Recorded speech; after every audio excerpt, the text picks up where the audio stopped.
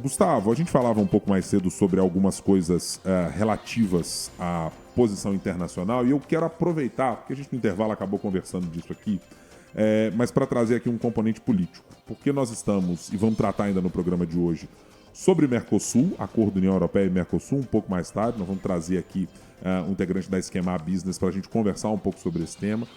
Mas estou vendo, e a gente está olhando para o noticiário de hoje, olhando para as eleições do Chile, para o dado bastante relevante. Essa eleição de José Antônio Casti, juntamente com a melhora nas condições e no cenário para ele de um parlamento, leva a um recrudescimento da direita na América Latina e com indicativos de que esse movimento possa se expandir. As discussões estão cada vez mais internacionalizadas e os debates, mesmo os de questões locais, estão alcançando níveis que às vezes buscam experiências internacionais. Eu te pergunto do ponto de vista do mercado financeiro, Gustavo. Olhando para este cenário, nós estamos em via de ver muita modificação, talvez, no Mercosul, né? E de ter muitos impactos com as mudanças, porque temos visto uma posição, por exemplo, de muito confronto entre o presidente Javier Milei e o presidente Lula, né? Não sentam à mesa para uma negociação dessa ordem.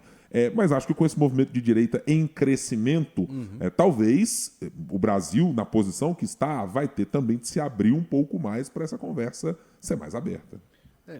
Eu diria assim que o ponto do relativo de olhar para quem, né, se foi à direita depois do processo todo de esquerda e por aí vai. Né, assim, são processos geracionais, inclusive, que vão mudando. Você tem alguns símbolos, alguns sinais de mercado. Assim, vamos pegar o caso, essa coisa do Chile. Né? Pensa só, você pode investir, né, no Brasil, você tem o seu dinheiro gringo, você pode investir no Brasil, você pode investir no Chile. Né? Aí você fala assim, olha, eu tenho várias limitações, o Brasil é muito maior, então é mais líquido, né? Você tem outras oportunidades, o Chile é assim, assim, assado, aquela coisa toda. Mas só que aí você vira e fala o seguinte, olha, tá tendo um processo de transição confirmado para a direita. Aí, ao invés de perguntar para o Gustavo o que ele fala assim, bom, você pega lá o índice, o ETF de Chile subindo 4, 5%, né? De ontem para hoje, em dólar. Né? Quando aconteceu isso para a Argentina, mesma coisa. Quando aconteceu isso para qualquer processo que saiu da esquerda para a direita, aconteceu isso. Né? Aí você pergunta e fala o seguinte, mas por que isso tem a ver então com fortalecimento, né, da região e etc? Tem a ver com a atração de investimento, isso é meio que óbvio. Né? E o fortalecimento, inclusive, meio que de unidade, né, do bloco como um todo, como você acabou de falar. Assim, eu acho que essa é uma discussão muito interessante. Assim, você tem os dois caras principais ali que também não estão conseguindo chegar num acordo em várias das outras frentes. Né? Beleza, mas à medida que essa coisa vai ficando cada vez mais, né, de unidade, isso facilita os ganhos.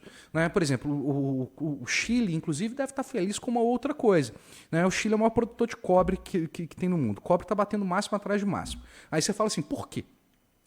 Porque tem todo o componente de eletrificação, né, de inteligência artificial e etc. É condutor de energia que passa por cobre. Não para de subir preço. Aí você fala assim, o preço daquilo que o cara exporta está subindo e o cara, né, fez uma transição política. Qual que é a capacidade desse cara de atrair investimento? Eu acho que é melhor do que antes do que da outra coisa. Mas só que, de novo, é tudo custo de oportunidade, né? Isso tem prioridades. Se meu dinheiro pode ir para você ou pode ir para ele, para onde que vai meu dinheiro? Né? Vamos discutir essa última também. Assim, a Argentina ganhou, acho que 15 ou 16 bi da OpenAI, né, para fazer data center lá. Por que não veio para o Brasil?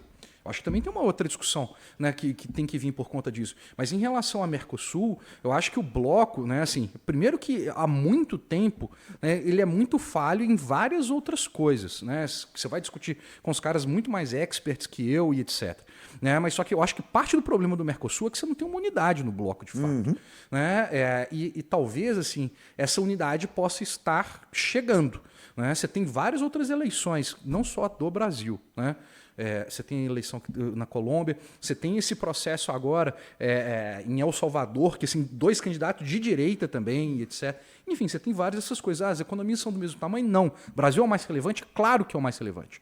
Vai continuar sendo e vai ter a maior voz e etc. Mas só que no relativo você também tem que parecer bonito, né? Assim, não é... Não quero brigar com todo mundo da sala, né? né? Assim, é isso, assim. Seja pelo menos, né? Assim, não só seja bonito, né? Mas assim, tente parecer bonito também, sabe? Assim, eu acho que é, né, educado, carinhoso, amoroso, né?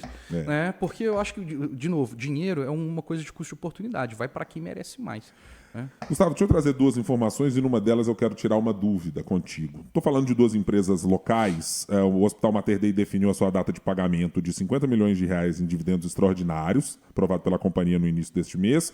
Os acionistas vão receber o valor de acordo com o comunicado enviado na última semana e vão ter direito ao pagamento que eles tinham na posição acionária na companhia em 8 de dezembro. Terceiro trimestre deste ano, o Mater Dei teve lucro líquido de R$ 27 milhões e 500 mil reais. É abaixo dos 64 milhões de 2024, com uma receita líquida que cresceu 16,3%. Outra empresa importante, Localiza, aprovou o pagamento dos acionistas de juros sobre capital próprio num valor bruto de 543 milhões e 600 mil reais. A locadora de veículos também aprovou a criação do 17º programa de recompra de ações. O pagamento dos valores vai ser no dia 6 de fevereiro. A Localiza tem mantido esse programa de recompra de ações em aberto, porque, segundo a informação da própria companhia, busca liquidar suas concessões de ações e opções de compra no longo prazo. Esse 17º programa de recompra vai contemplar até 72 milhões de ações. Gustavo, eu quero te perguntar exatamente sobre o programa de recompra. Assim, é uma estratégia sempre de longo prazo? Para que ele serve exatamente? Por que companhias como a Localiza entram em programas como esses para fazer recompras de ações? É uma forma de remunerar o acionista. Tá? Não é a mesma coisa como depositar um dinheirinho na conta por dividendo, mas tem a ver com o dividendo. Por quê? Né, à medida que você escolhe... Empresas, assim, elas alocam capital para os acionistas. Basicamente, qualquer empresa fala assim, eu quero ser o melhor alocador, né, de capital para os meus acionistas. Eu posso fazer isso de várias formas. Dependendo de qual que é o valor da minha ação, eu posso alocar capital comprando a minha própria ação. É a melhor maneira, né, de eu fazer isso, olhando e falar, está descontado, eu conheço a operação, eu vou tentar arbitrar essas duas coisas. Mas por que isso é verdade? Porque você pega o seguinte, olha, você tem lá em circulação 100 mil ações, ok? Aí você paga R$1, né, por ação. Então você vai pagar lá seus 100 mil, beleza? Mas só que ela fala o seguinte, eu vou recomprar 50 mil ações. Tá? Então em circulação só vai ter 50 mil ações. Mas eu vou continuar pagando né, para cada uma dessas ações, etc. Mas só que agora você, né, vai receber mais do que você receberia antes. Por quê? Porque a base dela diminuiu. Ele pega, tira as ações, então o mesmo valor que ele vai pagar, né, não falei mas enfim, o montante final, né, que vai ser remunerado. Né, você vai ter mais dinheiro porque você agora tem menos gente, né, tem menos ações para o negócio. Então o lucro por ação, né, ele sobe. Essa que é a coisa. Né? Você está manipulando o lucro por ação. Manipulando é uma palavra feia, tá? Desculpa. Né? Mas assim... você está otimizando o lucro por ação dessas empresas.